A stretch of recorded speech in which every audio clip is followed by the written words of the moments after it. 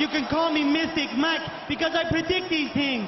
Jack Jenkins takes on Gabriel Santos this Saturday as the featured prelim of the UFC 312 pay-per-view card.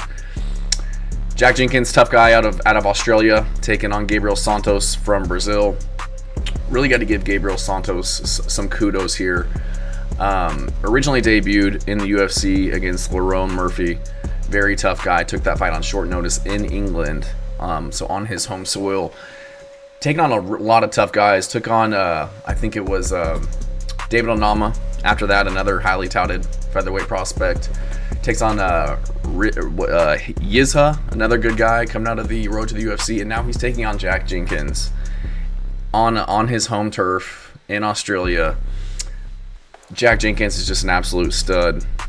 Very dangerous guy. I think he's broken like 3 guys' legs in his prior fights. So kudos to Gabriel Santos, not turning down these hard fights, not taking easy fights, fighting really talented guys in their backyards, guys like Jack Jenkins who people don't want to fight just because he's got crazy good leg kicks, really good striking. But Gabriel Santos, like I said, very, very confident guy, very good on the feet, very polished striker with power, really good leg kicks, will switch stances, keep you guessing. Puts a lot of volume out there.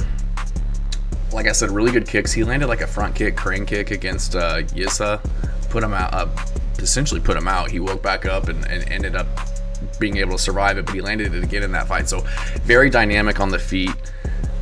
Will shoot takedowns too. We see him getting a lot of takedowns in his fights. If he does get reversed, he's got a very good guard, very good arm bars.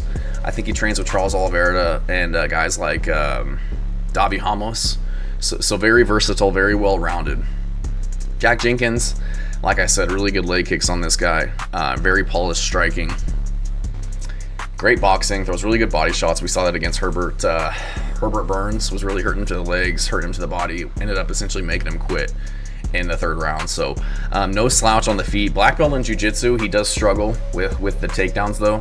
So I'm curious to see how that plays out in this fight. But decent record on him, 13-3. Lost to Chepe Mariscal. That's the only loss that he has in the UFC.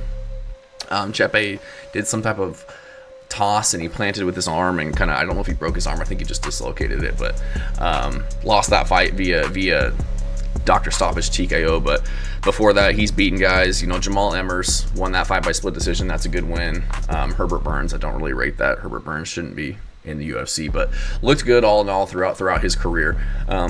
Really good record, 13-3. But I do think that Gabriel Santos is just a little bit better everywhere. I think that he's very well rounded. I think he's gonna match Jenkins' pressure that he brings and the power that he brings with his own power. And I think that he'll mix it up with his takedowns. I think he'll be able to take on Jack Jenkins' kicks. I think he's good at checking leg kicks. He's also good at dishing out his own kicks. So I feel like he'll be able to kind of negate that advantage that Jack Jenkins usually has over a lot of opponents. And Jack Jenkins has shown that he can get taken down. He was taken down by Herbert Burns a couple times in their fight. Was controlled against the cage by Chepe Mariscal. So I feel like Santos is going to be able to keep him at bay on the feet. Win those engagements for the most part. Get his takedowns to mix it up. Keep Jack Jenkins guessing. Jack Jenkins, he's a black belt, but again, we don't really see him utilizing his ground game very much.